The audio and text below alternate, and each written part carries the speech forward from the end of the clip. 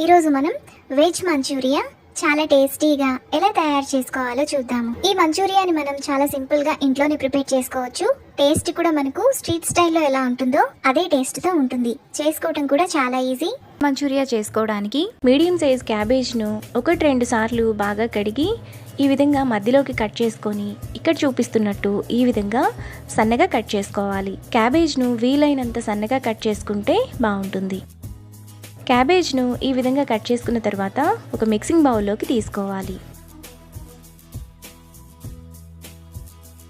ఇప్పుడు అందులో టేస్ట్కి తగినంత ఉప్పు, 1 టీ స్పూన్ కారం, 1/2 టీ స్పూన్ అల్లం వెల్లుల్లి పేస్ట్, 1 టీ స్పూన్ ధనియాల పొడి, 1 టీ స్పూన్ గరం మసాలా వేసుకొని క్యాబేజ్ను నలుపుతూ బాగా కలుపుకోవాలి. ఇలా కలుపుకోవడం వలన క్యాబేజ్లో ఉండే వాటర్ అంతా కూడా బయటికి వస్తుంది.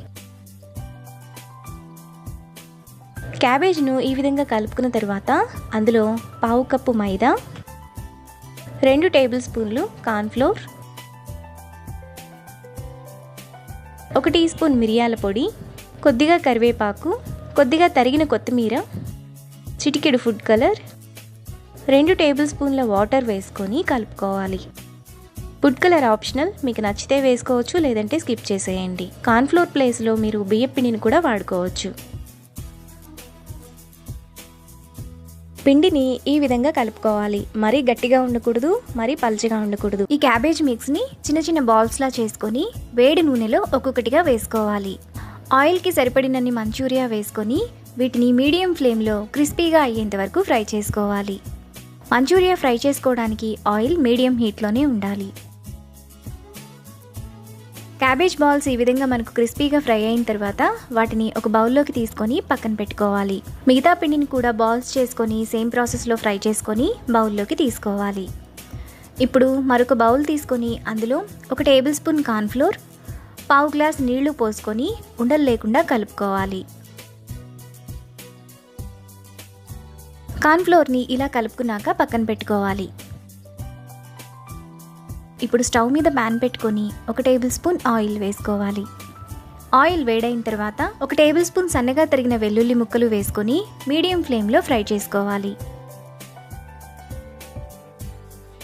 వెల్లుల్లిపాయ ముక్కలు వేగిన తర్వాత సన్నగా తరిగిన 1 ఉల్లిపాయ, 2 పచ్చిమిరపకాయలు వేసుకొని ఫ్రై చేసుకోవాలి.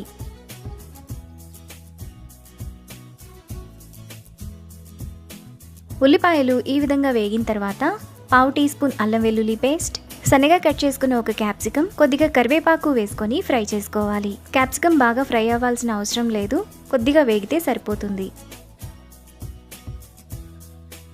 ఈ విధంగా వేగిన తర్వాత అందులో 1 టీ స్పూన్ సోయా సాస్, 2 టీ స్పూన్ల tomato sauce, 1 teaspoon vinegar, 1/2 teaspoon మిరియాల పొడి, 1 teaspoon red chilli sauce, 1/2 teaspoon పంచదార వేసుకొని ఒకసారి కలుపుకోవాలి.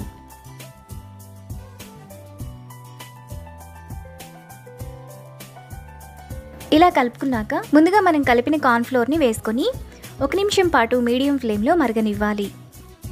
మీకు గ్రేవీ కొద్దిగా చిక్కగా అనిపిస్తే ఇంకొద్దిగా వాటర్ని పోసుకోవచ్చు.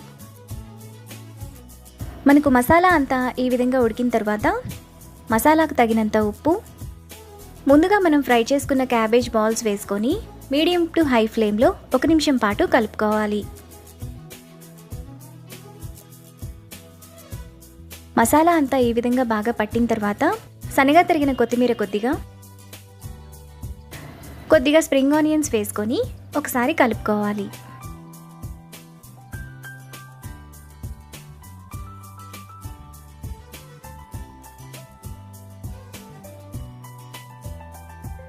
మనకు చాలా టేస్టీగా ఇంట్లోనే స్ట్రీట్ స్టైల్లో వెజ్ మంచూరియా రెడీ అయిపోయింది.